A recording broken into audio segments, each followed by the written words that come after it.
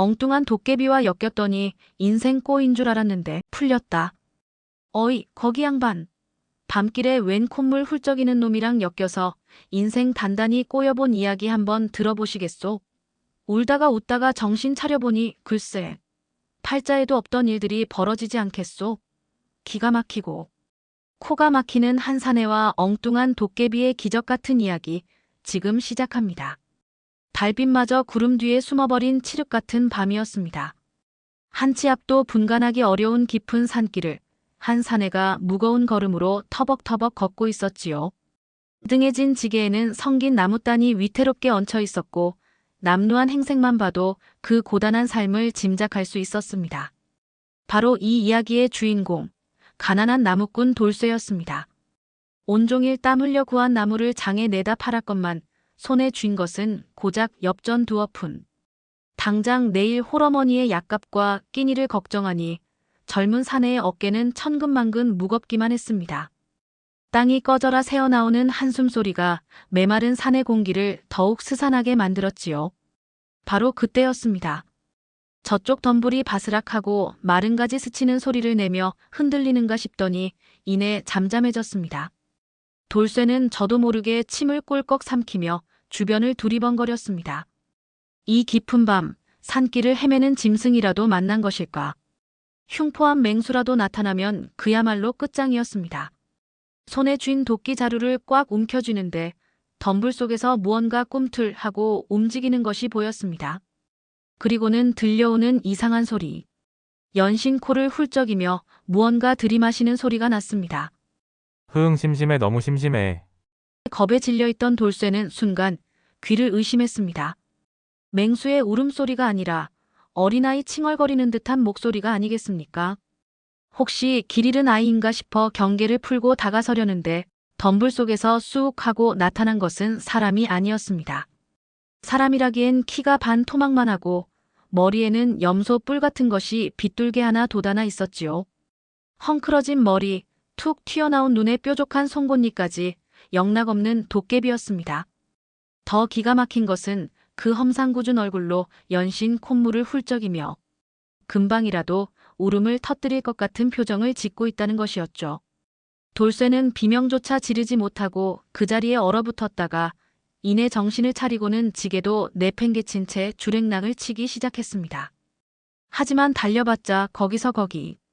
얼마 못 가 그 괴상한 것이 껑충 하고 뛰어와 돌쇠의 앞을 가로막았습니다.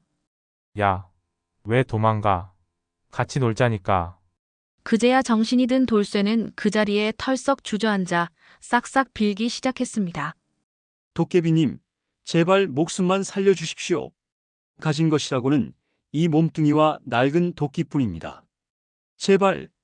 그러자 도깨비는 고개를 갸웃하며 되물었습니다. 목숨? 내 목숨은 왜? 난 그냥 너랑 놀고 싶어서 그런 건데. 너 아까부터 계속 한숨만 푹푹 쉬는 게 꼭 나처럼 심심해 보였단 말이야. 돌쇠는 기가 막혔습니다.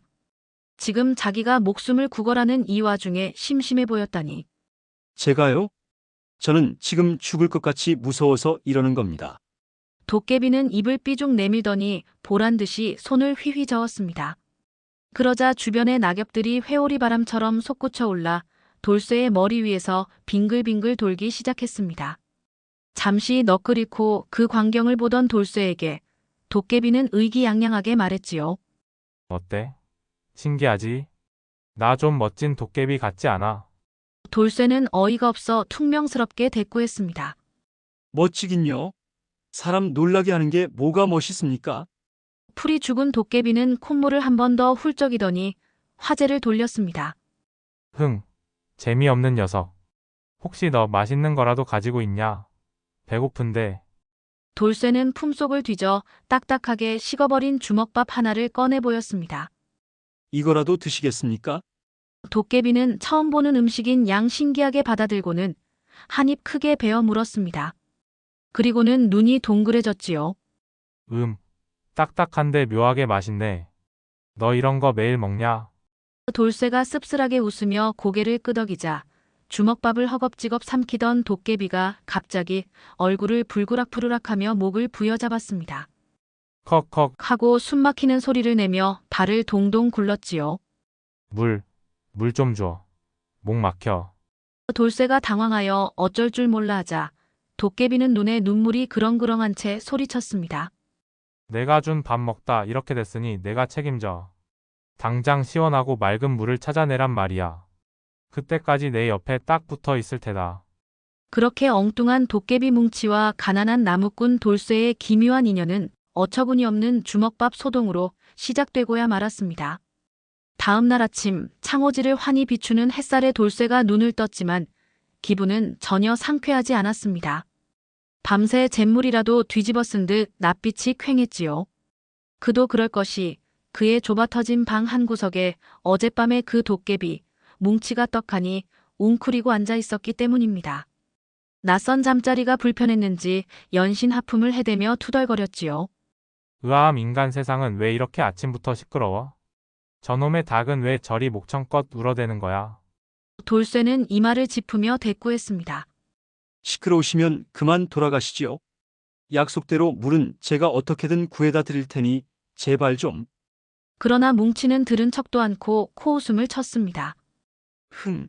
밤새 내 집 주변을 다 뒤져봤는데 마실 만한 물 한 방울 없더라.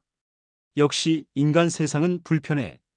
그러니 내가 책임지고 날 데리고 다니면서 물을 찾아야지. 내 목이 얼마나 타들어가는지 너는 모를 거다. 뭉치는 과장되게 목을 부여잡고 콜록거렸지만 돌쇠의 눈에는 그저 꾀병으로만 보였습니다.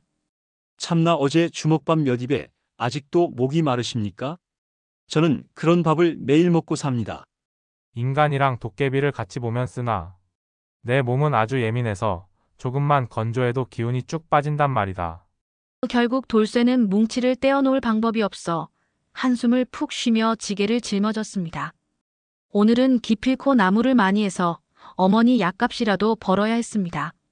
그런데 돌쇠가 지게를 지자 뭉치가 쪼르르 달려와 그 위에 낼름 올라앉는 것이 아니겠습니까? 어허, 뭐 하시는 겁니까? 무거워서 못 갑니다. 내려오세요. 싫어. 너 혼자 가면 또 도망갈 거잖아.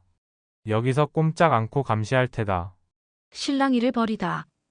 지친 돌쇠는 결국 뭉치를 지게에 태운 채 마을로 향할 수밖에 없었습니다.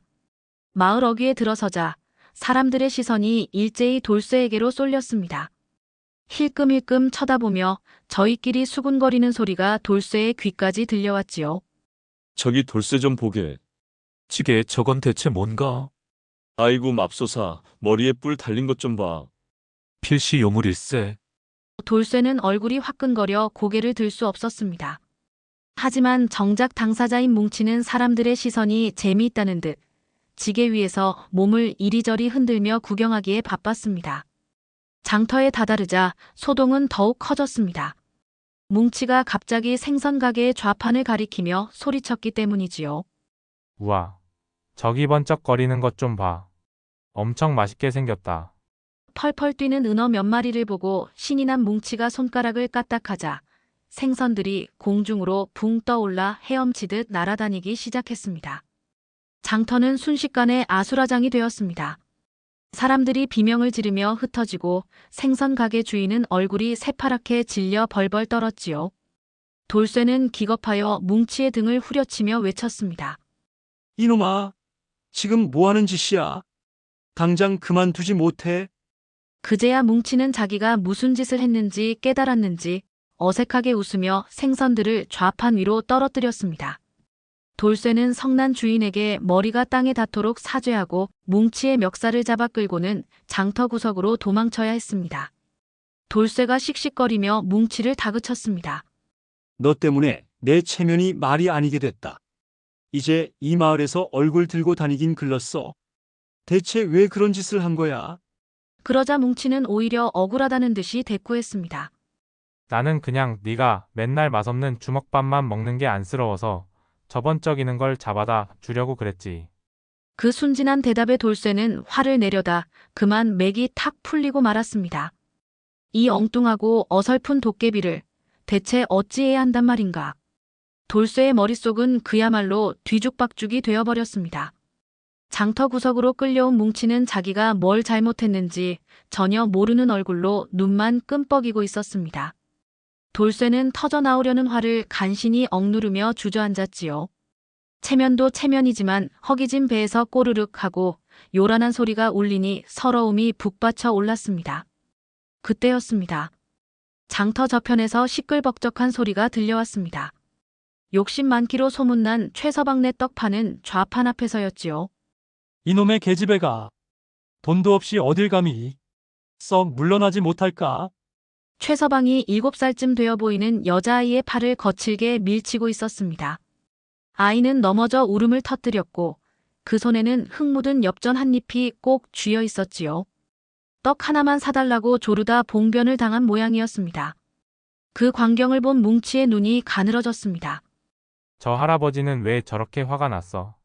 저 꼬마는 울고 있잖아. 돌쇠가 힘없이 대꾸했습니다. 돈이 없어서 떡을 못 사는 거겠지. 세상이 다 그런 거다. 뭉치는 고개를 갸웃하더니 이내 무언가 결심한 듯 비죽 튀어나온 송곳니를 드러내며 씩 웃었습니다. 그리고는 최서방을 향해 손가락을 까딱하고 움직였지요. 그러자 믿을 수 없는 광경이 펼쳐졌습니다. 펄펄 김이 오르던 커다란 시루떡통이 갑자기 들썩들썩 춤을 추기 시작하는 것이 아니겠습니까? 좌우로 기우뚱거리던 떡통은 이내 껑충껑충 뛰며 제자리에서 빙글빙글 돌기까지 했습니다. 최서방은 눈이 휘둥그레져서 아니, 이게 무슨 조화속이람. 하며 뒷걸음질 쳤습니다. 구경하던 사람들도 처음에는 어리둥절했지만 평소 인심 고약하던 최서방이 당황하는 모습에 하나둘 웃음을 터뜨리기 시작했습니다. 하하, 최서방, 자네 떡이 살아서 춤을 추네. 필시 자네 욕심에 떡 귀신이 붙었나 보네. 뭉치는 더욱 신이 나서 손가락을 휘저었고 떡통은 아예 공중으로 반뼘쯤 솟아올라 격렬하게 몸을 흔들었습니다.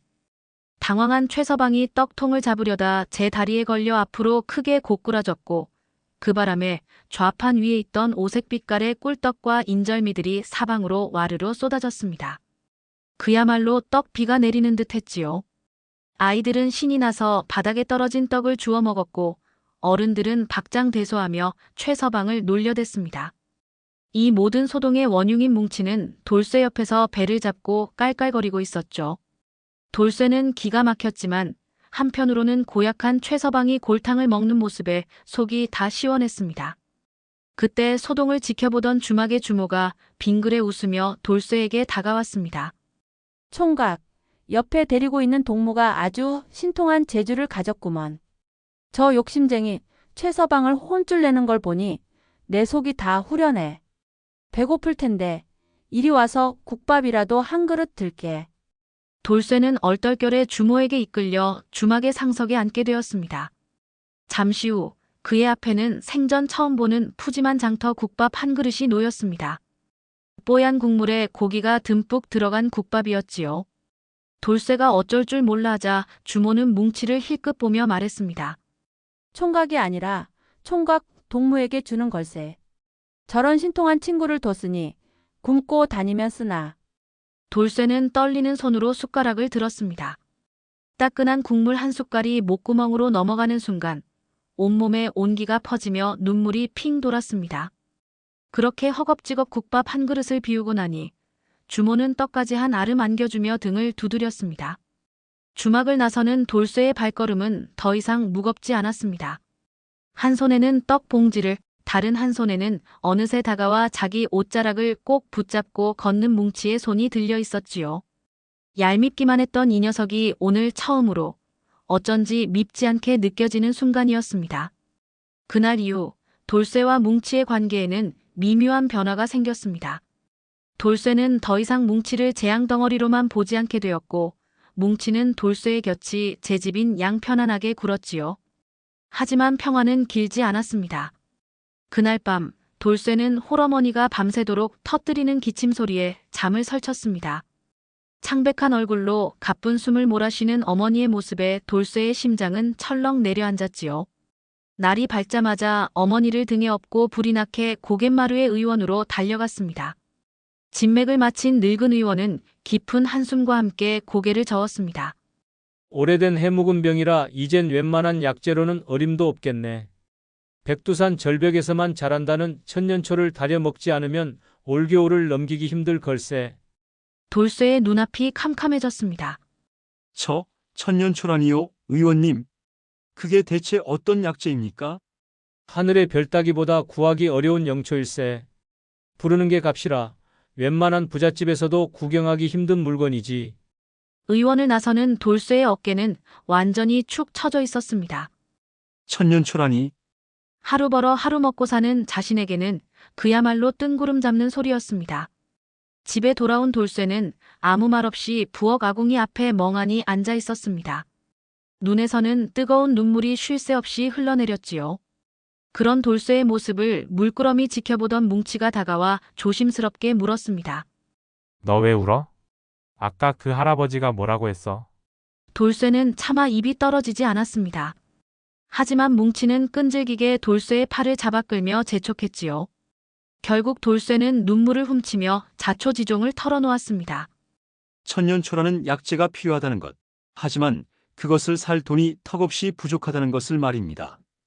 이야기를 다 들은 뭉치는 잠시 제 머리를 극적이더니 이내 주먹을 불끈 쥐며 가슴을 툭 쳤습니다. 걱정 마.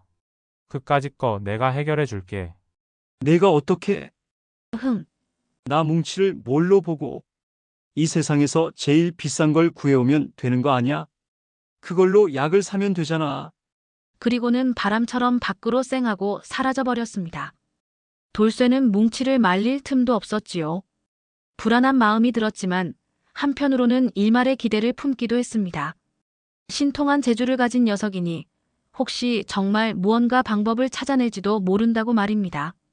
하지만 돌쇠의 그 기대는 곧 끔찍한 공포로 바뀌었습니다. 한밤중이 되어서야 돌아온 뭉치가 의기양양하게 내민 물건 때문이었지요. 그것은 바로 이 고을에서 가장 큰 부자이자 악독하기로 소문난 김영감의 갑오, 자수정 호랑이 문양갓이었습니다. 번쩍이는 자수정으로 호랑이 무늬를 수놓은 그야말로 화려함의 극치를 달리는 갓이었지요. 김영감이 연회가 있을 때마다 쓰고 나와 자랑하던 바로 그 물건이었습니다. 어때?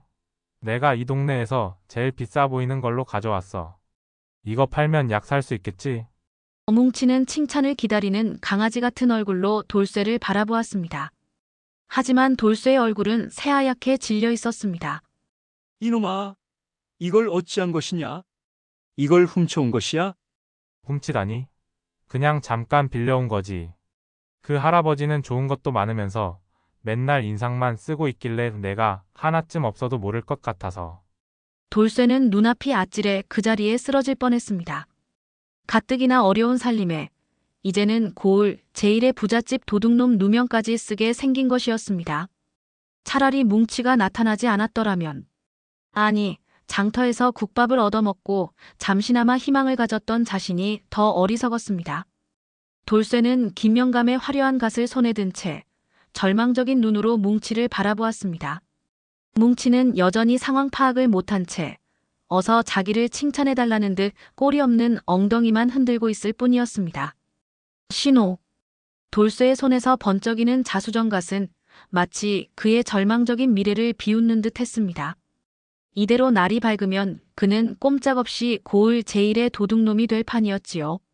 죽음보다 더한 치욕과 홀로 남겨질 어머니를 생각하니 차라리 이 자리에서 목숨을 끊는 게 낫겠다 싶었습니다. 돌쇠가 넋나간 사람처럼 중얼거렸습니다. 끝이다. 이제 모든 게 끝이야. 그 모습을 보던 뭉치는 그제야 사태의 심각성을 깨달았습니다. 자기가 한 행동이 돌쇠를 웃게 하기는커녕 죽음의 문턱으로 내몰았다는 것을 말입니다. 뭉치의 얼굴에서 장난기가 싹 가시고 파랗게 질리기 시작했습니다. 아니 내가 돌려주고 올게. 아무도 모르게. 하지만 돌쇠는 고개를 저었습니다. 이미 늦었습니다. 김영감은 자신의 갑오가 사라진 것을 진작에 알아챘을 것이고 곧 관아에 신고하여 온 마을을 뒤지기 시작할 터였습니다. 돌쇠는 모든 것을 체념하고 마지막으로 어머니의 얼굴이라도 한 번 더 보기 위해 자리에서 일어났습니다. 그때 뭉치가 돌쇠의 옷자락을 필사적으로 붙잡았습니다. 잠깐. 아직 방법이 있을지도 몰라. 내가 아까 그 집에서 이상한 걸 봤어. 이상한 거라니? 그 영감 말이야. 갓이 없어진 것보다 더 안절부절 못하면서 정원 구석의 작은 사당 앞에서 쩔쩔매고 있었어. 호랑이 기운이 사라졌으니 이제 큰일 났다고, 내 평생의 보물이 말라 죽게 생겼다고 울부짖더라고. 돌쇠의 귀가 번쩍 뜨였습니다. 평생의 보물? 자수정갑보다 더 귀한 것이 있다는 말인가? 어쩌면 이것이 마지막 기회일지도 모른다는 생각이 스쳤습니다. 그는 결심했습니다. 이대로 잡혀 죽느니 차라리 부딪혀보기라도 하자고. 돌쇠는 자수정갓을 품에 안고 뭉치와 함께 다시 김영감의 집으로 향했습니다. 담벼락에 바싹부터 안을 살피니 과연 뭉치의 말대로 김영감이 작은 사당 앞에서 땅을 치며 통곡하고 있었습니다. 아이고, 내 천년초. 호랑이의 영험한 기운이 없어져서 하룻밤 사이에 잎이 시들기 시작하는구나. 내 전 재산을 들여 가꾼 보물인데. 천년초. 그 이름이 돌쇠의 심장을 날카롭게 찔렀습니다. 바로 어머니를 살릴 수 있는 단 하나의 약초. 저 욕심쟁이 영감이 그것을 비밀리에 키우고 있었던 것입니다. 모든 조각이 맞춰지는 순간이었습니다. 돌쇠는 심호흡을 한번 하고 담장 안으로 뚜벅뚜벅 걸어 들어갔습니다. 김영감은 갑자기 나타난 돌쇠를 보고 소스라치게 놀랐지요. 내 이놈. 내 놈이 감히. 돌쇠는 주눅들지 않고 품에서 자수정갓을 꺼내 보였습니다. 영감님의 이갓, 저희 집 뒷산을 지키는 상군께서 잠시 빌려가셨던 것입니다. 뭐시? 상군? 돌쇠의 등 뒤, 어둠 속에서 뭉치가 일부러 제 모습을 슬쩍 드러냈습니다. 희미한 달빛 아래 드러난 뿔과 번뜩이는 눈, 인간과는 다른 기괴한 형체의 김영감은 숨을 꼴꺽 삼켰습니다. 돌쇠가 말을 이었습니다. 상군께서 말씀하시길 영감께서 천하의 영초를 사사로이 독점하고 그 욕심을 지키고자 호랑이의 형상을 빌려왔으니 그 오만함에 잠시 노하셨다 하십니다. 허나 지금이라도 영초의 잎 하나를 떼어 죽어가는 생명을 살리는 데 쓴다면 노여움을 풀고 호랑이의 기운을 돌려주시겠다 하셨습니다. 김영감의 얼굴이 하얗게 파랗게 변했습니다. 그는 미신을 맹신하는 위인이었고 자신의 천년초가 시들기 시작한 것이 정말 산신의 노여움 때문이라 굳게 믿게 되었습니다. 전 재산과도 같은 천년초를 완전히 잃는 것과 잎사귀 하나를 내어주고 가보와 천년초 모두를 지키는 것. 선택은 자명했습니다. 알겠네. 알겠으니 부디 상군의 노여움을 풀어주시게. 결국 김영감은 떨리는 손으로 천년초의 가장 실한 잎사귀 하나를 떼어 돌쇠에게 건넸습니다. 돌쇠가 자수정갓을 돌려주자 마치 기적처럼 시들어가던 천년초의 잎이 다시 생기를 되찾는 듯 보였습니다. 물론 그것은 밤새 내린 이슬덕이었겠지만 겁에 질린 김영감의 눈에는 신의 조화로 보일 뿐이었지요. 집으로 돌아오는 길, 돌쇠는 손에 쥔 천년초 잎사귀를 보며 하염없이 눈물을 흘렸습니다. 어설픈 장난으로 자신을 벼랑 끝까지 몰고 갔던 뭉치의 행동이 결국 어머니를 살리는 기적을 만들어낸 것이었습니다. 돌쇠는 곁에서 의기양양하게 걷고 있는 뭉치의 머리를 난생 처음으로 부드럽게 쓰다듬어 주었습니다. 16. 천년초를 다려 마신 돌쇠의 어머니는 그야말로 기적처럼 자리에서 일어났습니다. 해묵은 기침이 멎고 핏기 없던 얼굴에 화색이 돌기 시작했지요. 이 소문은 마을의 삽시간으로 퍼져나갔습니다. 처음에는 그저 돌쇠의 효심에 하늘이 감동한 것이라 수군대던 사람들은 이내 사건의 전말을 어렴풋이 알게 되었습니다. 욕심쟁이 김영감이 도깨비에게 단단히 홀려 꽁꽁 숨겨두었던 영약을 내놓았다는 이야기였지요. 그날 이후 돌쇠의 삶은 완전히 뒤바뀌었습니다. 사람들은 더 이상 그를 가난하고 볼품없는 나무꾼으로 대하지 않았습니다. 도깨비를 부려 악독한 부자를 혼쭐낸 신통하고 담대한 청년으로 대우했지요. 마을 사람들은 어려운 일이 생기면 돌쇠를 찾아와 조언을 구하기도 했고 고마움의 표시로 쌀이나 반찬거리를 가져다 주어 돌쇠의 집 광주리는 더 이상 비는 날이 없었습니다. 돌쇠는 더 이상 고된 나무꾼 일을 하지 않아도 되었습니다. 마을의 대소사를 돌보고 사람들의 존경을 받으며 어머니를 편안히 봉양할 수 있게 되었지요. 물론 이 모든 변화의 중심에는 도깨비 뭉치가 있었습니다. 뭉치는 이제 돌쇠의 가장 친한 친구이자 마을에 보이지 않는 수호신이 되었습니다. 더 이상 밤길을 외롭게 헤매지도 콧물을 훌쩍이며 심심해하지도 않았습니다. 돌쇠의 집 툇마루에 앉아 따끈한 감자를 나눠 먹고 돌쇠가 들려주는 사람 사는 이야기를 듣는 것이 뭉치의 새로운 낙이 되었지요. 가끔 짓궂은 장난기가 발동하여 마을 처녀의 댕기를 슬쩍 잡아당기거나 심술궂은 아이의 코에 검댕을 묻히는 소소한 장난을 치기도 했지만 사람들은 이제 그것을 유쾌한 행운의 징표로 여기며 웃어넘겼습니다. 어느 맑은 날 돌쇠와 뭉치는 나란히 산에 올랐습니다. 예전처럼 나무를 하러 가는 고된 길이 아니라 그저 시원한 바람을 쐬러 가는 유쾌한 산책길이었지요. 산 정상에서 마을을 내려다보며 돌쇠가 말했습니다. 뭉치야, 너를 처음 만난 날이 기억나는구나. 그때는 내 인생이 영영 꼬여버린 줄만 알았는데. 뭉치는 어느새 구수한 누룽지 한 조각을 오도독 씹으며 대꾸했습니다. 나 같은 멋진 도깨비 친구를 만났는데 그게 꼬인 거냐? 활짝 편 거지. 두 친구는 서로를 마주보며 한바탕 크게 웃었습니다. 그 웃음소리는 맑은 하늘 아래 평화로운 마을 구석구석으로 퍼져나갔습니다. 엉뚱한 도깨비와의 만남으로 꼬인 매듭 같던 인생이 풀리고 오히려 비단처럼 고운 길이 열리게 된 나무꾼 돌쇠의 이야기. 그리고 외로운 장난꾸러기에서 한 인간의 진정한 친구가 된 도깨비 뭉치의 이야기는 훗날까지도 이 마을의 전설처럼 전해지며 고된 삶에 지친 사람들에게 유쾌한 웃음과 따스한 희망을 안겨주었다고 합니다. 엉뚱한 도깨비 뭉치와 마음 따뜻한 나무꾼 돌쇠의 이야기, 재미있게 들으셨나요? 뒤엉킨 실타래 같던 인생도 예기치 않은 만남과 따뜻한 마음씨가 더해지면 비단길처럼 풀릴 수 있다는 옛 어른들의 지혜가 담겨 있는 듯합니다. 여러분의 구독과 좋아요는 저희가 더 재미있고 흥미로운 옛 이야기를 발굴하는 데 큰 힘이 됩니다. 다음 시간에는 메밀묵 한 그릇으로 시작된 또 다른 도깨비와의 기묘한 인연, 메밀묵 한 그릇으로 도깨비와 친구가 된 선비 이야기로 찾아뵙겠습니다. 시청해주셔서 감사합니다.